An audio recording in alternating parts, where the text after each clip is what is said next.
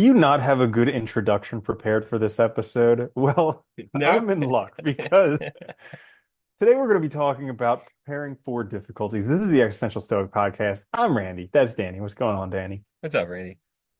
I was saying we were actually just talking about this, and I was saying how I just started some kickboxing and doing the jump rope has been rocking my calves like really Yeah. hardcore for about a month and a half.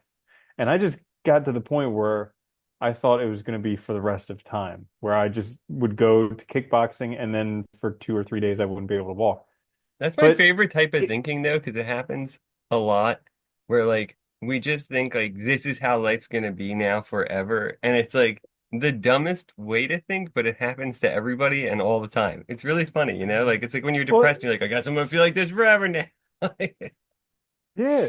Well, like the crazy thing is that it just took a lot longer to get acclimated than I would have thought. Because like the first couple of weeks, I was like, yeah, of course this is going to happen. I haven't jumped rope since I was 10. yeah. Like that makes sense. But then like after a month, I was just like, this is kind of weird. I mean, I'm doing everything I can to try and make it better, still not helping. And then around a month and a half, that's when Isn't it well, crazy though anyways, how much yeah. longer it takes as you get older though? Because like Hmm. I think about that a lot, man. Like I remember being younger and like you'd fall off your bike or like start a sport or something or whatever, and you'd get sore for like a day, and then you just immediately it seems like it, or maybe that's just my memory of it, but it seemed like immediate. Like you Hmm. healed fast, you just because you're growing still. And now it's Hmm. like it just, I think reminding yourself that stuff takes longer because like especially stuff like that. Yeah. So the topic today, preparing for difficulties, was kind of that, but I was also thinking like, generally I know that around November things get difficult Oh yeah. emotionally, mentally, that type of thing. I also know that like when I have to move, that's very stressful for me. And usually like the first few months suck and like new jobs and stuff like that. So I thought we could do an episode talking about why it's actually important to prepare for difficulties and how to prepare for difficulties. It's hard though too, because like I'll tell you, like I know, I mean I should know that every year this time of year I always start to struggle, and I don't know why, but it's like something to do with it usually happens like about now mid-October or like November till and then till whatever, like February or something. And it's the seasonal, I think, probably is what it Hmm. is. And among other things, you get the holidays and all too. But Yeah. I know that, but like I still struggle with it though. It's like you can't not. That's the problem. Like because I'm still struggling with Hmm. it now, currently. Yeah, so I'm gonna harp on my favorite books recently, Okay, Feeling Good, go Feeling ahead. Great, When Panic Attacks, all that stuff. So it's really interesting because I would, especially this time of year, I would get into this like mental thought pattern where something bad would happen, or I wouldn't feel good, or something like that. And then I'd be like, oh, it's just that always happens. I'm just having a bad week, like a bad month, a bad this. And it's like, yeah, that's the way it seems during these times, but that's actually a cognitive distortion called Yeah, overgeneralization. So when you think just something that happens, it'll happen over and over and over again. And so one way that you can actually defeat that is by using the be specific technique. So, and this happened to me earlier this week because I was like, I'm just having a bad week this week. And then I caught myself, I'm like, hang on, wait a minute. that's an overgeneralization. I was like, be specific. What specifically happened? I was like, well, that person was angry with me, and this thing didn't go my way, and this whatever. And I was like, okay, that's three things. And I was like, well, let's see if there are things that actually went well this week. And I was like, oh, this went well, and this went well, and this went well. And it kind of helped to combat the feeling of, oh, things are going badly for me this week, and just being like, well, yeah, a few things did go badly. And, that's Yeah. part of life. Sometimes things don't work out the way you want. But I also am fortunate where certain things are going good. Well, I think that's also the hard part is, and I know I struggle with that too, the like this, and I know it's a faulty mental model, but that mental model that like, progress means consecutively things going well. And so like I think we That's called all, perfectionism. yeah, well, yeah, I know. But I think we all, but I think a lot of people struggle with this though, right? That idea that, Yeah. like in order to keep doing well, everything has to go well. And so it's like you have one bad thing happen and it destroys everything, right? And I think Hmm. it's a faulty model. It's funny because, that idea of overgeneralization, all those logical fallacies, we employ them on ourselves so often, it's ridiculous.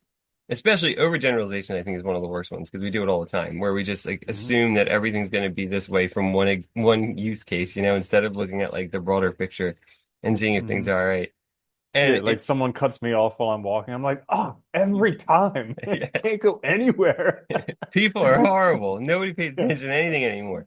Yeah. Yeah. And I think it's hard too, because I noticed this time of year too, I always with allergies and also just stuff going around too, people get sick and stuff too, so that also drags you down and messes up your ability to cope and deal with things.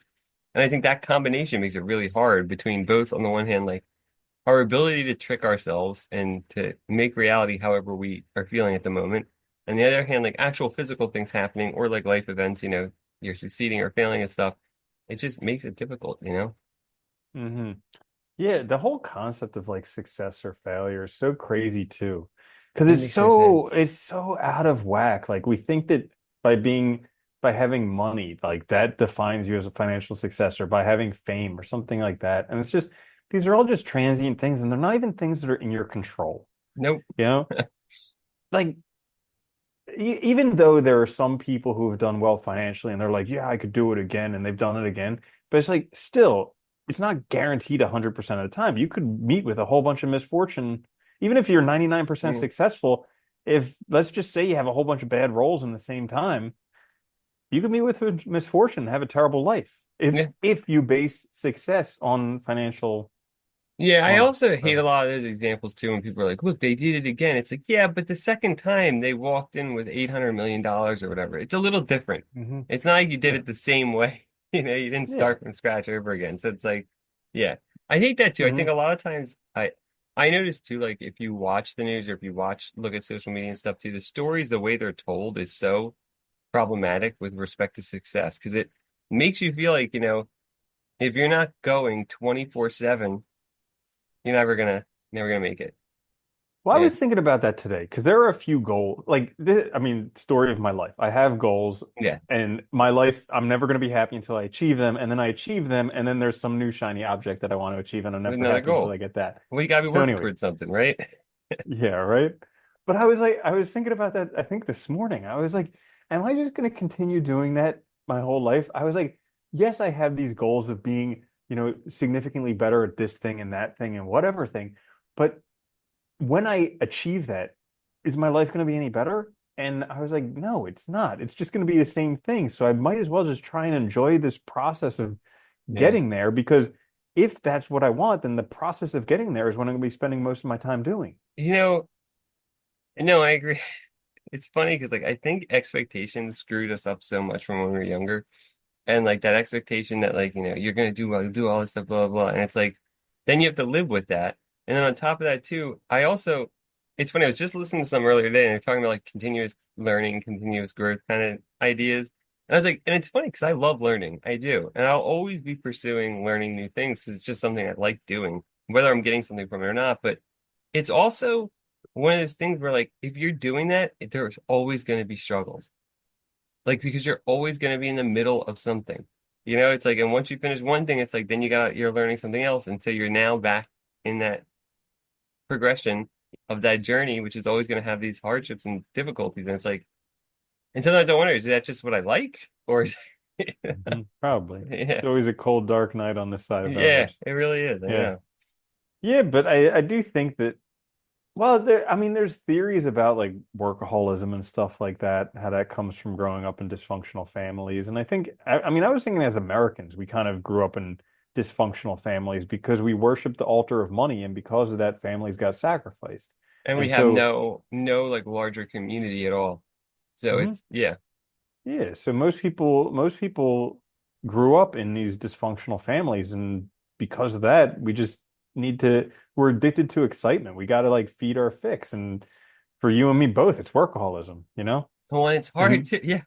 And it's hard too, because I think, what people don't realize too is the way America's structured, the way the society is, it's so easy to justify things that way. And I can totally see like, I could mhm. totally easily imagine Grind, like, yeah, right? no Like, days off. yeah, and I could totally even when like, when we were growing up where one parent was mostly still at home, I could still imagine that, people going, well, we gotta do this for money and like this and that, because we want to make a better future. And that idea of making the better future and sacrificing now is so ingrained in us that it's like, well, if you're always trying to make a better future and you're always sacrificing now, when the hell are you ever enjoying it? You know? Yeah. You're always in this process of trying to build rather than actually stopping and like enjoying what you have built. Hmm. Very true. Yeah. Yeah. So that being said, I don't think any of that was on our topic Nope, of not at preparing all. for Yeah, how you prepare. Well, preparing we for talked the, about the but difficulties, where they come from, I guess. yeah. So anyways, when doing new things, it can be helpful to prepare for them to not be as satisfying, to prepare for the struggle, to prepare for the difficulty, to prepare for it to just not be enjoyable. Like Yeah. that's a actually I think it's like yeah, Marcus Aurelius Meditation is the second chapter. He's like, say to yourself, I'm going to meet with the busybody, the ungrateful, the deceitful, all these different people in the day. And so it's kind of preparing yourself for all the difficulties that you're going to endure. And then that way when they come up, you're like, ah, I knew this was going to happen. That's not a bad deal. What's funny too is like I love that book too because it's funny that like whatever, like thousands of years ago, he was basically all the things he was journaling about are like you could transport it to a modern day journal and it'd be about the same. You know what I mean? Like there'd be no difference because the human Hmm. experience hasn't changed that much, which is interesting. Like we all have to Hmm. deal with people, we all have to deal with situations we don't like. I noticed for myself too, like, and I think that one's a good one of just like preparing yourself for what you're gonna face, knowing you're gonna face it because it's gonna happen.